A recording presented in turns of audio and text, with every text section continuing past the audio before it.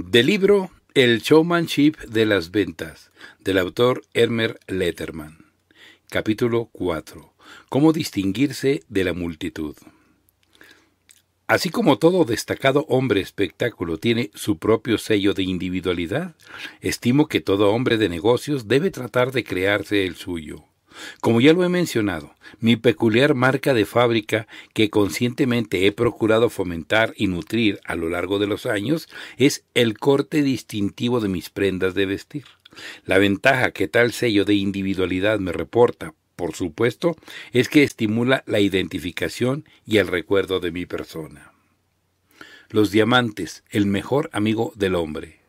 No concibo mejor ilustración con la cual empezar a hablar de las marcas de fábrica de la personalidad que el caso de Diamond Jim.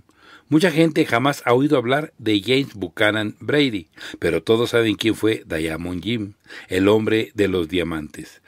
Es este un caso en el cual el sello de individualidad se hizo más famoso que el propio nombre. Jim Brady disfrutó de una carrera que se distinguió por un espectacular éxito en los negocios. Cuando su biografía, escrita por Parker Morrell, se publicó en los años 30, la devoré palabra por palabra. Su historia siempre será para mí una objetiva lección. Hasta encuentro en ella ciertos paralelismos con mi propia vida. Por ejemplo, el señor Lafcourt me brindó apoyo exactamente como Mr. Towsey se lo brindó a Jim Brady. Brady nació en 1856, de padre tabernero. A los 11 años de edad recibió su primer trabajo como botones y mensajero del Hotel St. James. Fue entonces cuando lo descubrió el señor Towsey, que a la sazón era huésped de dicho hotel. James M. Towsey, empleado de la red ferroviaria New York Central, alentó el natural interés que el chico mostraba hacia los ferrocarriles. Bajo la tutela de Mr. Towsey, el joven Brady comenzó desde abajo. Empezó como portador de equipajes en la estación Grand Central y posteriormente ascendió a agente de boletos y equipajes de una estación del barrio del Bronx. Desde entonces cultivó el hábito de hablar con cuantas personas se encontraba en la vía, guardaagujas, conductores, porteros, peones de vía, absorbiendo información como una esponja. Brady aprendió tanto sobre los ferrocarriles que pronto consiguió un puesto en una empresa proveedora de equipo ferroviario. En preparación para la primera misión que se le confiaba, que consistía en vender al ferrocarril un nuevo tipo de sierra, se compró $200 de ropa nueva y el diamante más grande que su dinero le permitía adquirir. Como vendedor de equipo ferroviario, Brady se convirtió en toda una leyenda de su tiempo. Convenció a su jefe que le concediera comisiones sobre sus ventas y aprovechó al máximo las ventajas que le ofrecían las muchas claves y orientaciones que le proporcionaba su amplio círculo de amigos ferrocarrileros. Mientras tanto, su adquisición de diamantes continuaba al mismo ritmo. Amasó una colección de unos 30 juegos completos de joyería, cuyo valor se aproximaba a los $2 millones, contándose entre sus piezas un fistol de diamante de 33 quilates. Cuando, de tarde en tarde, un posible cliente ponía en duda la autenticidad de algún diamante que Brady lucía, éste se dirigía a la ventana y, sin decir palabra, firmaba su nombre en el cristal. Además de convencer al escéptico de la opulencia de Jim, tal maniobra dejaba un recuerdo indeleble de su paso por aquel lugar. Las subsiguientes proezas de Brady como glotón de marca mayor. Las ostras le gustaban salpicadas de almejas y los filetes de solomillo ahogados en chuletas de ternera. Y su notoriedad como sibarita y gastador sin freno en el restaurante Rector's tienden a oscurecer sus actividades como financiero y filántropo. Pocos recuerdan en Jim al hombre que donó a la Universidad Johns Hopkins fondos suficientes para erigir el Instituto de Urología James Buchanan Brady.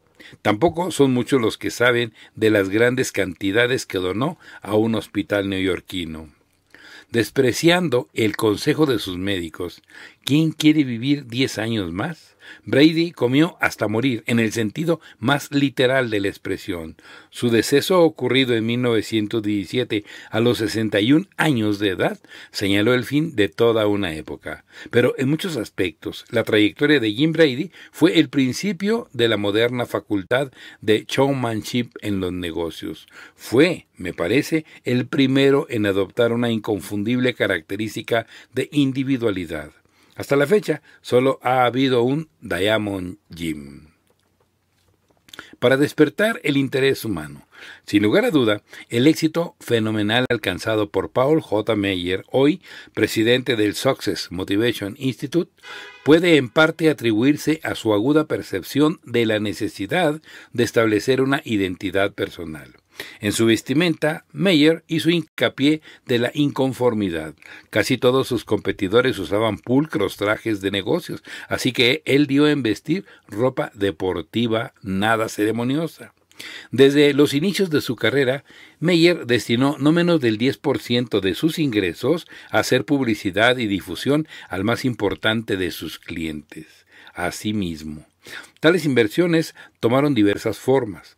Distribuyó bolígrafos con sus señas comerciales, cuando los bolígrafos eran todavía una novedad, cojines para los parques de béisbol de la liga infantil, cerillos de carterita y un folleto sobre su propia personalidad, en lugar de las convencionales tarjetas de visita. Uno de los más recurrentes problemas de ventas que amenazaba a Meyer era cómo atraer la atención total de los adultos cuando estos estaban acompañados de sus niños. Con su habitual ingenio, ideó una inolvidable atracción que mantendría a la gente menuda ocupada y en paz. Llevaba siempre consigo una amplia dotación de globos de brillantes colores y, con una poca de práctica, aprendió a formar con ellos diversas figuras de animales para la diversión de cada pequeñín. Con tal destreza adquirió otro sello de individualidad. Lo que Paul J. Meyer reconoce y que él aprovecha hasta el máximo es que la gente compra personalidades e ideas y no productos y empresas. Todas sus prácticas de ventas, incluso aquellas que se apartan de los procedimientos más ortodoxos, han sido planeadas con el fin de hacer que las personas se percaten plenamente de que están tratando con una personalidad peculiar y única. Uno del lejano oeste. Lo que Paul J. Meyer consigue con ropas deportivas y globos de juguete, Ike Morrison lo hace con un hierro de marcar ganado. Egresado de Texas, A&M Agricultura y Mecánica, y fiel a su tradición de western, Ike posee y administra una próspera hacienda ganadera al sur del histórico Río Rojo. Pero esto es tan solo una faceta de su activa vida profesional y de negocios. Ike Morrison ha grabado en incontables individuos la motivación con el flameante mensaje al rojo vivo que ostentan las 4 D de su hierro: deseo, dirección, determinación y dedicación. Ike Morrison renunció a un lucrativo puesto de director nacional de ventas de una importante empresa fabricante de fertilizantes para convertirse en distribuidor del Instituto de Motivación del Éxito, Success Motivation Institute, de Paul J. Meyer. Al año de haber efectuado el cambio, el volumen de ventas obtenidas personalmente por Morrison excedió los $100,000 y al cabo de otro año duplicó dicha cifra. Hoy, convertido en el dinámico y pintoresco vicepresidente de ventas regionales del Success Motivation Institute, Ike viaja cientos de miles de millas al año, no en un caballo blanco, sino en un Cadillac, dedicado a difundir y demostrar su filosofía marca 4D. Ike Morrison dice más en media hora que la mayoría de los individuos podría decir en toda una vida, afirmó el gerente general de una cadena de supermercados. Y el director de adiestramiento de una compañía de seguros expresó: su exposición fue extraordinaria, empleó más recursos audiovisuales para formular su mensaje que cualquier otro orador que haya yo visto jamás u oído. Y el presidente de una compañía de bienes raíces opinó: nuestro grupo, tan eficiente como distinguido, se mostró por demás entusiasmado ante usted y ante sus planteamientos. Fue para nosotros un placer y un privilegio haberlo visto y escuchado en acción. Invariablemente, la marca de Morrison deja su candente huella en la conciencia de todo aquel que lo escucha hablar. Además, en el proceso, él ha ganado una fortuna. Corbatas, claveles y televisión. Cuando la televisión era una industria recién nacida, John Cameron Swayze se veía casi siempre trabajando ante una mesa o escritorio. En aquellos días, el corte de un traje de hombre resultaba poco discernible en la pantalla casera. Firme creyente en la marca de fábrica como necesidad de los humanos, tanto como de los productos comerciales, Swayze elaboró toda una serie de rasgos individuales que tuvieron gran efectividad ante el público televidente. Antes que nada, se concentró en el elemento más visible del atuendo masculino, la corbata. Amplió su colección a tal grado que para cuando llegaba a utilizar una corbata por segunda vez en su programa, el público ya la había olvidado. No tardó en hacer el rumor de que jamás usaba 2 veces una misma corbata. En su correspondencia comenzaron a llegar solicitudes de esposas que le pedían la corbata que había lucido la noche anterior para obsequiarla a sus maridos. También había señores con solicitudes similares, ya que usted nunca vuelve a usarlas. En un esfuerzo por ser franco con su público, Swayze en respuesta confesó sinceramente que sí repetía corbatas, que simplemente contaba con una amplia colección de ellas como parte de su guardarropa profesional. Cierta Navidad, una familia de televidentes le envió un álbum hecho en casa. En sus páginas aparecían dibujadas a lápiz y con sus respectivas fechas cada una de las corbatas que Swayze había usado durante el año de sus programas. Además, adoptó la costumbre de aparecer siempre con una flor en la solapa. Tal marca distintiva resultó tan eficaz que cuando sale a la calle sin ella, la gente suele detenerlo para advertirle su olvido. Cierta vez en que habló ante una convención de ventas, se le vio por el hotel a la mañana siguiente sin su fragante emblema. El gerente de ventas lo llamó entonces para decirle, en tono confidencial, «Muchos de los delegados me preguntan qué ha sido de su flor». En otra ocasión en que debía dirigir la palabra, sus anfitriones acudieron a recibirlo al aeropuerto, todos con claveles idénticos en el ojal y con otro para él. Como había viajado en un vuelo nocturno, pensaron que le haría falta un ejemplar recién cortado. John Cameron Swayze ha creado además algunas marcas verbales de su individualidad. Convirtió el habitual «Buenas noches, señoras y señores» en «Señoras y señores, muy buenas noches, tengan ustedes». Él es el primero en admitir que la idea no fue suya. Se le escuchó a Walter O'Keefe, viejo astro del teatro frívolo y la comedia musical, y siempre le gustó este nuevo giro. Pero sí originó otras frases y lemas propios, saltando por el mundo en busca de noticias. Y hasta aquí la historia, amigos, y acaso la más conocida de todas. Me alegra mucho habernos podido reunir. Después de unos cuantos programas, otros comentaristas de noticias y varios técnicos de la propia estación comentaron la recién adoptada forma verbal y, como no hay críticos más estrictos que los propios colegas, Swayze la adoptó en forma permanente. Hoy, hasta los desconocidos que le escriben suelen citarla al final de sus cartas. Una gorra en la nieve. Cuando John L. Baudet, hoy vicepresidente ejecutivo de la Florist Telegraph Delivery Association, era un novato vendedor de libros en el área metropolitana de Nueva York, representaba a una de las casas editoriales menos conocidas. Se trataba de un mercado relativamente débil, con intensa competencia por parte de empresas editoras tan fuertes como Doubleday, Harper, Simon & Schuster y Random House. De una manera accidental, Baudet descubrió que la eficacia con que lograra colocar su línea de libros en los estantes de las más prominentes librerías se relacionaba directamente con la impresión personal que lograse producir en los compradores. Pero dejemos que sea el propio John quien nos relate la historia. Uno de los actos más efectivos que jamás haya realizado fue resultado de haberme criado en una granja en Wisconsin. En Nueva York, durante el invierno, los hombres continúan usando sombreros convencionales. Durante una temporada de intenso frío, me cubrí con una gorra roja de esquiar dotada de ajustadas orejeras y procedí a efectuar mi recorrido. La primera visita que hice con semejante tocado fue a las oficinas de la casa Baker and Taylor, situadas en Hillside, Nueva Jersey. En aquel entonces, el autobús se detenía como a media milla de distancia de los edificios de la empresa, y había una larga explanada descubierta que conducía a la propiedad.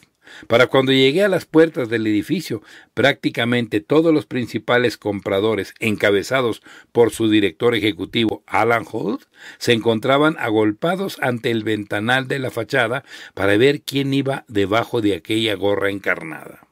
El resto es una historia que me enorgullece porque me abrió nuevas amistades y me creó un especial calor. Dicho sea sin doble sentido, que me llevó muy lejos en el ámbito comercial de los libros durante los años que siguieron. Adrede continuó usando mi gorra escarlata en el invierno. Es cierto que tuve que aguantar muchas bromas, pero también continué recibiendo muchísimos pedidos como fruto directo de aquella invernal aparición. Objetos para propiciar la conversación. En la práctica nadie puede especificar la marca de fábrica que más convenza a su personalidad, pero las mejores son mucho más que simples trucos. Lo ideal es que una marca de individualidad refleje la personalidad y las perspectivas del individuo en cuestión. Además de reflejar a su empresa, su importancia y sus objetivos, el sitio que ocupa en la industria, la esfera de sus operaciones y sus clientes. Gordon Hans, presidente de la empresa textil Han Hosieri Mills, es tan activo en los asuntos cívicos y sociales como en los negocios. Este juvenil y moderno ejecutivo es senador en el Congreso Estatal de Carolina del Norte, miembro del patronato del Winston-Salem State College y de otras dos importantes instituciones educativas, la Methode Children's Homes y la Memorial Industrial School. En los negocios suele tratar con los más prominentes comerciantes al detalle de toda la nación. En una visita a casa de Stanley Marcus, de los famosos almacenes Neiman Marcus, Haynes se apasionó por la escultura africana y comenzó a coleccionarla. Su interés fue creciendo con cada nueva adquisición y con el tiempo su colección se volvió bastante extensa. A diferencia de las obras de los clásicos, todavía es posible obtener algunas buenas muestras de arte africano. A la larga, el señor Hans hizo llevar las piezas a sus oficinas centrales situadas en la ciudad de Winston-Salem y cuando se mudó a un nuevo despacho, hizo los arreglos necesarios para que los bronces, marfiles y máscaras pudiesen exhibirse en todo su magnífico esplendor. Gordon Hans considera que el arte en su oficina ayuda a dar un ambiente personal a las reuniones de negocios ahí celebradas. Al rodear a los individuos con elementos que estimulen la conversación, se sentirán tranquilos y a gusto. Podrá así ganarse mucho más pronto la confianza de un visitante, ya se trate de un comprador, de un empleado suyo o de un colega senador. Un ejemplo diferente es Leo Harty, quien por su trabajo se vio obligado a tratar a gran distancia con la mayoría de sus clientes, por lo cual ha adoptado otra modalidad muy distinta de elemento para estimular la conversación. Leo maneja la empresa Tiger Tractor, industria fabricante de tractores de fama internacional, y siempre se hace el propósito de emplear en su correspondencia timbres postales de valor filatélico en lugar de marcas flanqueadoras. Adquiere todas las nuevas emisiones directamente de la oficina de correos y casi nunca tiene necesidad de emplear dos veces el mismo tipo de sello en la correspondencia remitida a un solo destinatario. En cierta ocasión en que utilizó preciosos ejemplares de correo aéreo de 80 centavos en envíos de gran volumen, recibió cartas de agradecimiento de coleccionistas de todo el mundo. La correspondencia de Harty no solo se destaca notablemente de la de otros individuos, además estimula las relaciones de amistad en todos los ámbitos de su organización. Por ejemplo, el hijo de un distribuidor venezolano y la esposa de un vendedor tailandés actualmente intercambian timbres con los dos hijos mayores de Harty. Recuerdos que perduran. No hace mucho almorcé en el T4 Season con Harry R. White, director ejecutivo del Club de Ejecutivo de Ventas de Nueva York, con Tom Carlin, director en jefe de publicaciones del Alexander Hamilton Institute, y con Irving Smith Cogan, conocido autor y consejero de relaciones públicas. Cuando el maître de bodega llegó para tomar nuestra orden de cócteles, Smithy Coogan pidió café negro. Desde hace años, Coogan ordena café como preludio de todo almuerzo de negocios. Semejante práctica nunca deja de atraer comentarios. Un consejero de relaciones públicas que no pide martinis antes de la comida da un mentis al concepto equívoco que el vulgo suele tener sobre la conducta de un especialista en relaciones públicas, nos explicó, y la gente tiende a recordarme favorablemente por mucho tiempo después. Esa misma tarde, al regresar a su oficina, Harry White me escribió la siguiente nota. En los últimos 30 años he conocido a muchas grandes personalidades del mundo de las ventas, pero los que más recuerdo son aquellos cuyos rasgos individuales de conducta se vinculan armónicamente con sus objetivos o con sus personalidades. En la lista de Harry figuraban los siguientes nombres: Arthur Red Motley, de la empresa Parade Publication, cuyas notas y mensajes personales están siempre escritos a mano y firmados con tinta roja. Bill Holler, el gran jefe de ventas de la Chevrolet, que era tan bajo de estatura que solía subirse sobre una silla para hablar ante un grupo, sencillo acto del showmanship que conquistaba la simpatía, la admiración y la estática atención de su auditorio. El sucesor de Holler, Bill Power, que acostumbraba a martillar clavos en un gran tablón que subía consigo al estrado para remachar ante los oyentes sus conceptos e ideas sobre las ventas. Pet Fulham, de la Caroline Absorbent Cotton Company, quien a cuanta persona encontraba repartía sendos lápices con el nombre de su compañía, pero sin borrador. Les explicaba: son especiales para personas que jamás cometen errores. El desaparecido Jim Flack, de la empresa galletera Sunshine Biscuit, cuyo toque distintivo consistía en un agudo silbato seguido de una torrencial lluvia de puros si los oyentes se reían de las bromas y chascarrillos con que iniciaba su intervención. Tal cosa le valió ser electo hombre del año por la Cigar Institute. Otro gran fumador de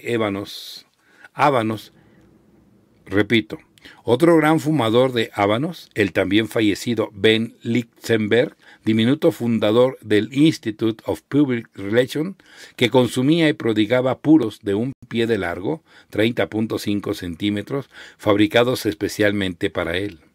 Cy Burke, de la firma Iron Fireman Company, que siempre llevaba corbata roja para recordar a sus agentes que debían entrar a la línea de fuego y no volver sin derramar sangre. James A. Farley, director del Consejo Directivo de la Coca-Cola Export Corporation por más de 25 años, cuya privilegiada memoria para recordar los nombres de personajes políticos nunca deja de impresionar a las personas de todos los rincones del país que tienen la oportunidad de presenciar en acción la misteriosa capacidad de Jim. John Timothy Collins, presidente del Club de Ejecutivo de Ventas de Nueva York y del Consejo Directivo de la New York Automatic Counting Corporation, cuyas singulares tarjetas navideñas impresas en seda son atesoradas año por año por sus múltiples amigos, entre los cuales se cuentan muchos destacados dirigentes de negocios y del gobierno. A la lista de Harry quisiera añadir unos cuantos nombres por mi cuenta. Henry R. Luce, presidente del Consejo de Redacción del Time Inc., que utiliza un alfiler común y corriente para anexar recortes de periódico a los memorándums que escribe a mano sobre bloques de papel amarillo. Arthur D'Areisen, destacado fotógrafo que firma con una fluyente rúbrica para lo cual utiliza una pluma japonesa con punta de bambú. Esa misma rúbrica aparece en sus tarjetas de visita y en sus pruebas fotográficas. Jack McCarthy, jefe de redacción del Catholic Digest, que envía su correspondencia personal en tarjetas postales blancas escritas a mano con tinta verde. Alfred Lyon, que en su carácter de presidente del consejo directivo de la empresa cigarrera Philip Morris, conoce y recuerda los nombres de miles de comerciantes al detalle y hasta la fecha sigue llamándolos por sus nombres de pila. C. W. Clem Coleman, de los laboratorios químicos farmacéuticos American Cyanamid, cuya secretaria añade una estrella de 5 puntas sobre la primera inicial de su nombre en todas sus cartas y memorándums. La máquina de escribir ha sido equipada con un tipo extra especial. Hay que pensar en el auditorio. William C. Conley, de 1,96 m de estatura y presidente de la Gibson Refrigeration Salts Corporation, explota sus dotes positivas incorporándolas a su nombre, pero varía el enfoque para ajustarlo al auditorio particular de que se trate. Si sobresale, literalmente hablando, entre la numerosa concurrencia a un cóctel, se presenta a sí mismo como Bill Dos Varas Conley.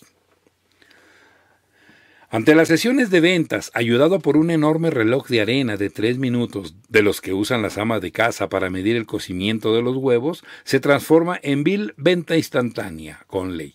El atareado vendedor de los refrigeradores Gibson tiene menos de 5 minutos para interesar y conquistar al posible cliente, explica Conley. Hemos dado a nuestras demostraciones el título de Venta Instantánea porque brindan al vendedor un medio de demostrar en 3 minutos o menos una ventaja principal o exclusiva de nuestro producto. Como un destacado exponente de los viajes de incentivo concedidos como premio a los distribuidores de aparatos domésticos, Conley ha llevado en los últimos 10 años a más de 30,000 personas a lugares tan exóticos como Nassau, Honolulu, San Juan de Puerto Rico y Nueva Orleans. Nadie le disputa su primerísimo lugar de consumidor de vuelos de grupo para la Pan American World Airways, ni como cliente número 1 de la cadena Hilton Hotels International. En algún momento de su trayectoria, alguien, tal vez Phil Andrews, director de la revista Group Travel, le otorgó el título de Mr. Trip, el señor Viajes, en reconocimiento al éxito con que ha sabido resolver la apabullante logística de esos prodigiosos desplazamientos aéreos. Semejantes combinaciones de nombres y sobrenombres garantizan un reconocimiento más inmediato y producen una impresión más duradera en todos aquellos con quienes Conley efectúa tratos de negocios. El silencio es oro. Los expertos aducen que el vendedor de tipo medio escucha únicamente alrededor de 1/4 parte de lo que dice su prospecto y que probablemente echa a perder con sus palabras tantas ventas como las que logra por el mismo medio. Pero el agente de ventas de alta producción sabe descubrir e interpretar las necesidades y las inclinaciones personales de su posible cliente. En otras palabras, sabe cuándo y cómo callar para escuchar. Sylvan Gottschall, socio principal de la firma Well, Gottschall & Main, considera que su característica propia consiste en una actitud de paciente deliberación. A través de largos años de práctica, ha aprendido a atraer la atención de atareados ejecutivos, simplemente esperando para hablar hasta que llegue el momento psicológico en que sus palabras produzcan el impacto máximo en los oyentes. Sylvan, que indudablemente ha dominado el arte de escuchar, lo cual es otra manera de decir que sabe muy bien cuándo cerrar el pico, cita una experiencia personal que ilustra su sello personal en acción. Cuando se tenga algo importante que decir, hay que permanecer un buen rato en silencio. No hace mucho asistí a una conferencia en la que participaban unas 15 personas, cada una de ellas con su respectivo abogado en ristre. La decisión que debía formularse afectaría seriamente la protección de todos los asistentes. Así que era importante. La sesión se inició por la mañana a temprana hora. Para mediodía, la mitad de los abogados presentes habían tenido intervenciones verbales cuya duración fluctuó entre 15 y 45 minutos cada una, y varios de sus clientes habían añadido su voz al coro. Cuando suspendimos la conferencia para almorzar, mi propio cliente me preguntó por qué había permanecido en silencio. Él consideraba que su sugerencia era la más acertada y esperaba que yo la apoyara con mis palabras. Le expliqué que estaba esperando el momento propicio y que tan pronto como todos hubiesen externado sus puntos de vista, yo expondría mis ideas. A medida que aquella larga jornada transcurría, los participantes se iban agotando cada vez más. Como a las 3:30 de la tarde, cuando todos parecían estar a punto de arrojar la toalla, propuse mi solución ante el grupo. Mi recomendación fue aceptada en forma unánime. Tardé años en darme cuenta de que buscar el momento oportuno representa como el 50% del éxito. Saber cuando una persona o un auditorio, por una u otra razón, se han vuelto psicológicamente receptivos. Siempre que asisto a una junta o reunión, mi primer acto consiste en explorar la atmósfera del salón y las actitudes mentales de los presentes, sobre todo cuando es la primera vez que los veo. Para lograrlo, por lo general es aconsejable dejar que los otros se expresen primero, aun cuando sé muy bien que es de lo más difícil sentarse en silencio y esperar pacientemente a que llegue el momento propicio para expresarse. He aquí, pues, mi recomendación a los lectores: probar el método de Sylvain Gottschall. ¿Acaso les sorprenda la facilidad con que logren motivar a la gente a adoptar la línea de conducta que de ellos se desea? Hasta la modestia puede ser una característica personal. Se necesita una persona inusitada para hacer de una virtud como es la modestia una espectacular marca de individualidad. Douglas Leith es una de esas personas. En él, la modestia se convierte en un estilo propio doblemente distintivo, ya que constituye un elemento que opone un contraste total con su ocupación, que consiste en crear los espectaculares anuncios luminosos de Broadway. Hace 25 años, Leith creó el monumental anuncio de los cigarrillos Camel, del cual salen enormes anillos de humo auténticos que flotan sobre Times Square. Este anuncio animado tuvo tanto éxito que ha sido duplicado en Detroit, en Los Ángeles y en otras 25 ciudades de la Unión Americana. El anuncio que Leith erigió en 1946 para las escamas de jabón Super Sud se elevaban a una altura de 25 pies. Más de 7,5 metros, y hacía flotar burbujas de 25 a 40 centímetros de diámetro que atravesaban Times Square a una frecuencia de 3,000 burbujas por minuto. También fue él el responsable de la famosa cascada que caía frente al Hotel Astor en pleno corazón de la Vía Blanca y que utilizaba 50,000 galones de agua por minuto, que se recuperaba automáticamente por bombeo, haciéndola circular de nuevo, y que en invierno necesitaba líquido anticongelante en suficiente cantidad para aplicar a 3,000 automóviles durante toda la estación invernal. En 1957 diseñó un despliegue luminoso para anunciar las revistas Time, Life y Sport Illustrated, que se elevaba a una altura de 9 pisos. Cubría una superficie de 3,500 pies cuadrados y utilizó 6,500 foquillos eléctricos y 1 kilómetro de tubería de gas neón. En contraste con el trabajo que realiza, Douglas Leith es un hombre apacible, de cuerpo pequeño y reposado de modales. El hombre, cuyos factuosos anuncios luminosos contribuyen a un esplendor que puede verse desde una distancia de 25 millas, ya en plenos suburbios de Connecticut, en su trato personal es tímido hasta la circunspección, con serena bonomía y una absoluta falta de ostentación, llama señor a sus técnicos en reparaciones, convence al ejecutivo más porfiado de la eficacia de esta esplendente modalidad de publicidad exterior. Leith habla con voz suave, bien modulada, viste con discreto buen gusto, evita la más mínima insinuación de exceso en las ventas y, para lograrlas, confía en la impresionante presentación de modelos a escala primorosamente realizados y en la seguridad de una investigación exhaustiva. Deja que sus fulgurantes criaturas luminosas hablen por sí solas. La técnica sin presiones con que Leith vence y convence se remonta hasta sus días de escolar. Primero en Huntington, Alabama, cuando vendía el Saturday Evening Post, y más tarde en Greenville, Carolina del Norte, donde vendía el periódico de la localidad, el Greenville News.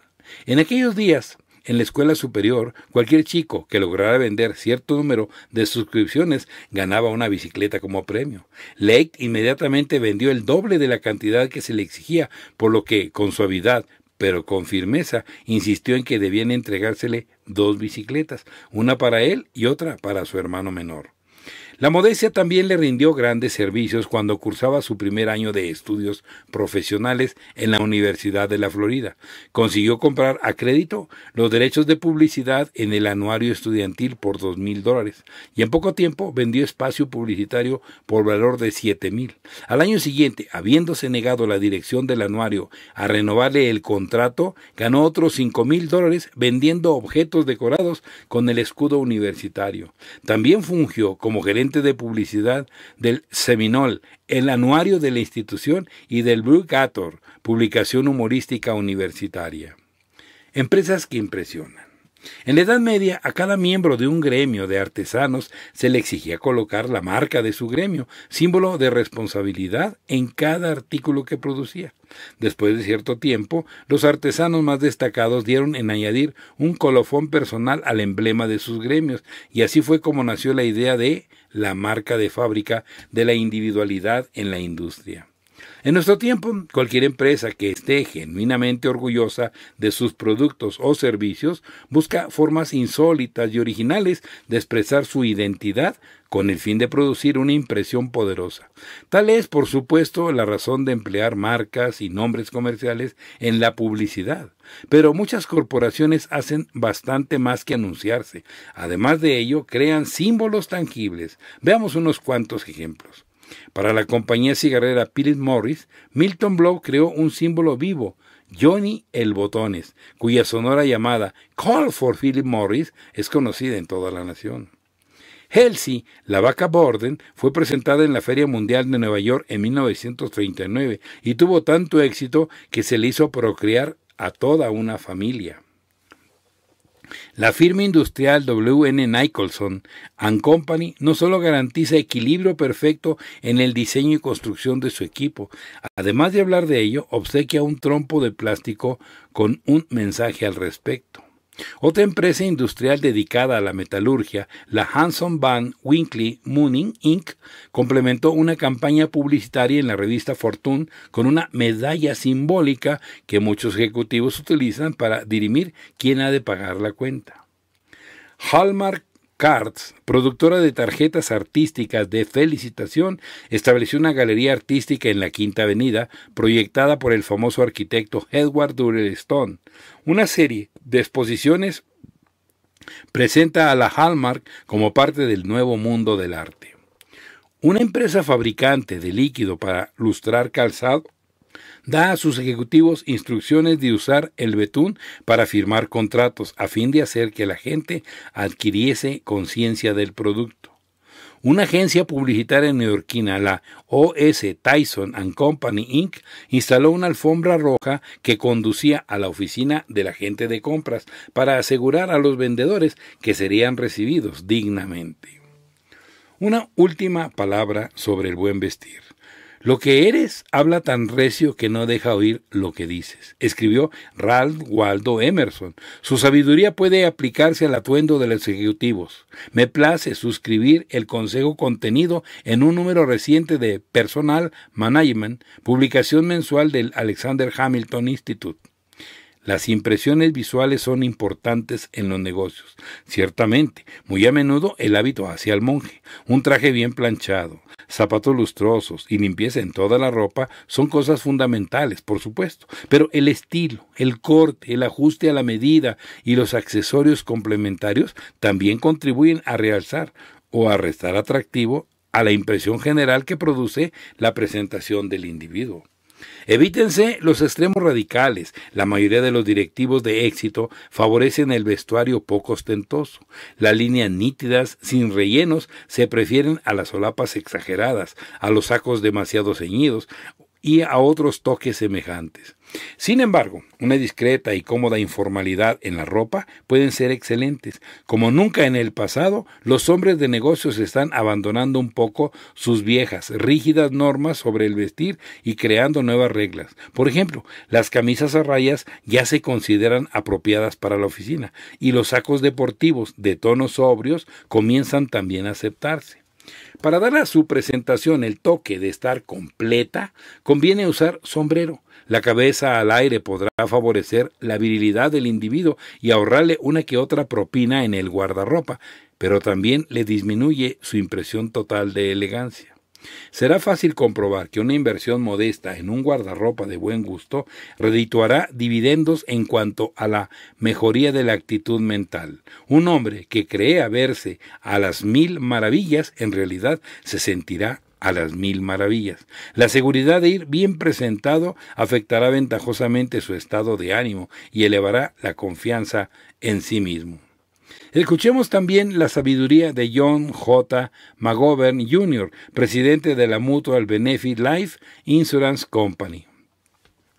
De acuerdo con mi experiencia, a la mayoría de las personas se les recuerda más por alguna inusitada característica de su vestimenta o de su temperamento que por sus proezas. Ergo, si quiere usted ser recordada, fórmese un hábito fuera de lo común con tal de que no ofenda a nadie, que lo sitúe fuera de las normas establecidas. Use sombrero en todas sus citas de negocios, brinda una sensación de superioridad sobre los sin sombrero, comparable al que experimenta el que monta a caballo junto a los de a pie. El consejo de Polonio a su hijo de vestir con pulcritud más sin ostentación jamás pretendió decir que vistiera con pobreza. Solo el genio es capaz de impresionar vistiendo ropajes baratos que no sean de su talla. Y por el amor de Dios, lústrese el calzado. Yo no podía estar más de acuerdo. Y una última palabra sobre las marcas de individualidad. Todos somos criaturas más o menos complejas. Los grandes hombres espectáculo que ha dado el mundo se dan cuenta de ello y en consecuencia adoptan sellos personales de individualidad que en cierto sentido son síntesis y simplificación de su actitud. Una marca o rasgo personal es un símbolo o característica propia que distingue a un individuo de los demás y que nos permite recordarlo con facilidad. Podríamos decir que dicho símbolo nos obliga a reducir nuestros conceptos sobre esa persona a una sola dimensión. Como ya he demostrado, los hombres de empresa inteligentes arrancan una página del libro de los hombres espectáculo. Ellos también adoptan y explotan marcas individuales para sí mismos o para sus productos. La última palabra que he de citar al respecto se la debo al desaparecido Mauer St. George, quien por muchos años manejó con gran éxito una agencia publicitaria en la ciudad de Nueva York. Citemos algunas de sus máximas. Cultiva una personalidad peculiar a ti mismo. Si puedes, haz que esa distinción se encamine en la dirección acertada, pero es preferible equivocarse de rumbo que caer en la similaridad. Los rebaños nunca progresan. El primer paso hacia la acción de mando aleja al individuo de la multitud. Exactamente lo mismo sucede con los productos. Para que un artículo tenga éxito, antes que nada, debe distinguirse de los restantes. Vístelo de individualidad, hazlo destacarse entre sus rivales, averigua lo que más desean los consumidores. Acto seguido, imprime esa característica a tu producto. Muchas gracias.